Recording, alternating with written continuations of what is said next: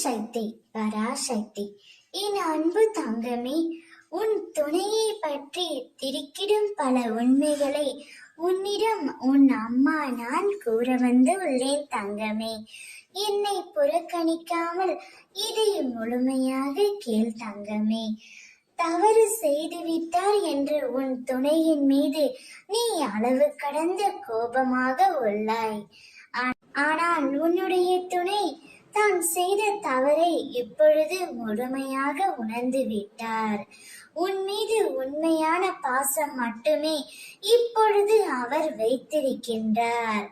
உன்னை சுற்றி உள்ளவர்கள் உன்னை காயப்படுத்தும் விதத்தில் நடந்து கொண்டால் அதை பற்றியெல்லாம் நீ கவலைப்படாதே. உன்னை உயர்ந்த நிலைக்கு உன் அம்மா நான் அழைத்து செல்வேன். உன்னை சுற்றி உள்ளவர்கள் நீ எப்பொழுது அழுவாய், நீ எப்பொழுது வீழ்வாய் என்று சிலர் ஆவலுடன் காத்து கொண்டு இருக்கிறார்கள். எனவே அனைவரையும் ஒரே மாதிரியாக கருதாதே. உன்னை சுற்றி நல்லவர்களும் இருக்கிறார்கள், அதே போல் தீயவர்களும் இருக்கிறார்கள்.